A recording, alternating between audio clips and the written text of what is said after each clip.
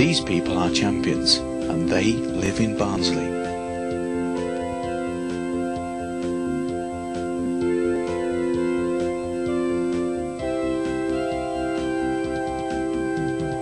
Their success is recognised and cheered only by the few who know them. Yet their efforts and abilities are as commendable as those of Tessa Sanderson and Peter Elliott.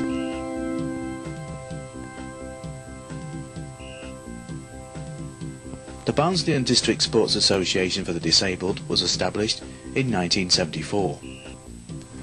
Its aims were to enable the disabled to develop their skills and stamina, allowing them to enjoy sport, much the same as the able-bodied. The BDSAD has become very successful in recent years, with a large number of very active members enjoying the facilities every Saturday night up at Oil and Sports Centre. How has this success been achieved? By a lot of hard work from the committee and myself.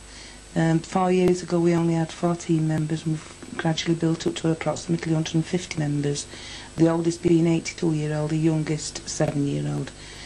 A lot of these disabled members, their only time out is on a Saturday night when they come up to us. Apart from that, they're completely housebound. The group intends to provide more and better facilities for the disabled and, with ample publicity, ensure the availability of these facilities is known to all disabled people in the area.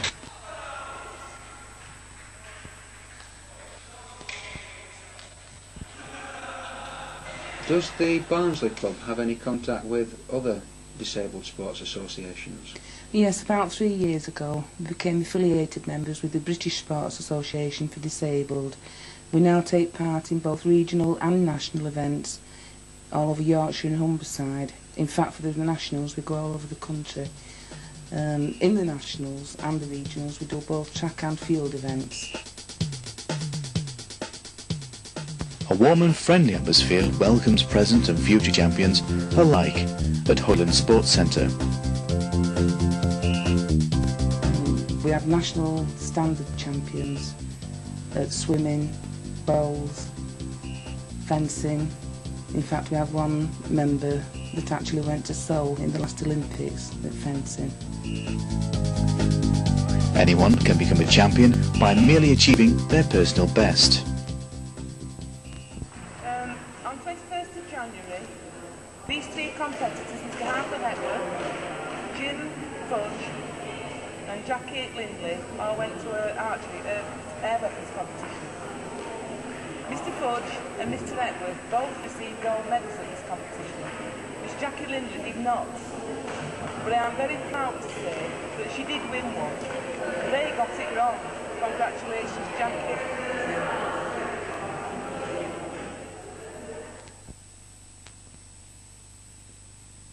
Cyril, you're the founder of the Barnsley and District Sports Association for the Disabled, and you've been both Olympic and Commonwealth champion in fencing with all weapons. Can you explain some of the difficulties for disabled fencers? Yeah, well, the main difficulty for a start is that you both have to sit in wheelchairs to compete. As you can see from this film, the fences are set at a required distance away. Normally we would use a frame for this, but as this was just a bit of a practice session, we didn't bother getting the old frame out. But the idea of fencing is to try and hit your opponent before he hits you. Fencing is the only combatant sport that you can do in a wheelchair. And the idea of, as I say, of the fencing is to hit the particular target, which in sabre is anything from the waist up. So you can hit your opponent on the arms, head, anything from the waist up, as I said. The weapon is a point. You can hit with a point, or you can use it as a cutting weapon. You can cut downwards or cut upwards with the blade. And at all times you must be on your guard, because it is a very fast sport. One of the advantages of having a frame is that you're both fastened in, and obviously when you make a lunge at your opponent, you don't fall out of the chair like I did previously. You'll notice that somebody, a gentleman from from the audience, is holding Bob's chair down by the wheel, and he's stabilising Bob, because Bob tends to be far more aggressive in a wheelchair than I am. And if he makes a severe lunge at me, Bob, without a frame, would fall over as I did. So this gentleman is helping to keep Bob in an upright position, so that we can make something of a bit of a fight of it. Naturally, 4 special arrangements are needed. For example, changing rooms allowing more space and privacy than normal.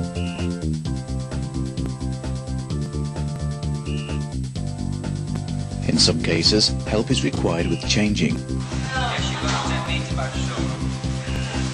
For this, people with expertise, patience and understanding are available. Not all sports are played for pleasure alone. The degree of independence and quality of life of a disabled person depends greatly on their physical fitness.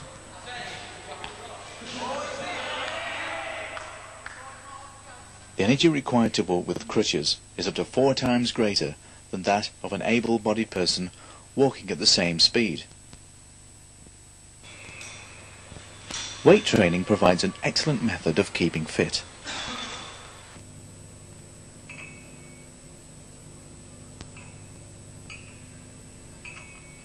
The wide range of machines, together with the ability to alter the amount of weight, means that a program of exercises can be tailored to suit exactly the needs of individual disabilities.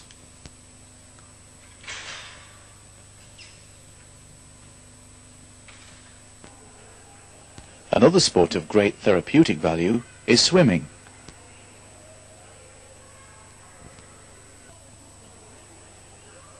Not only is it a good form of exercise, resulting in increased stamina, deeper breathing and improved circulation, but due to the natural buoyancy of the body in water, gives a disabled person the freedom of movement denied them on dry land.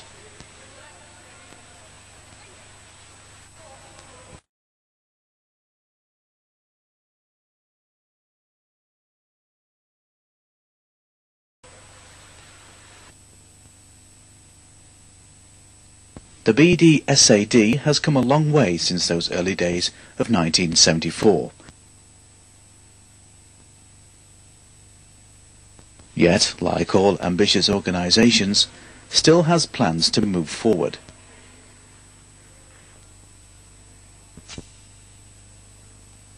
Do the activities of the BDSAD extend beyond Highland Sports Centre?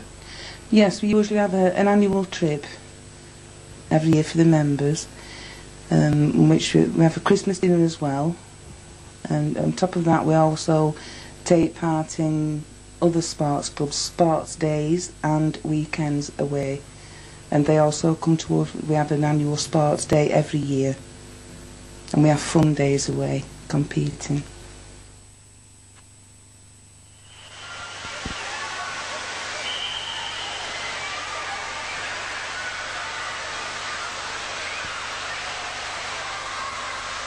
More time together, better facilities, perhaps even a small amount of time could be allocated at the prestigious Metrodome here in town.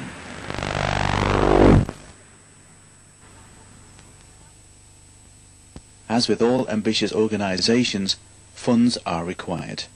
With help, perhaps the BDSAD can attain the level of recognition it deserves, and in return bring status to the most deserving town of Barnsley.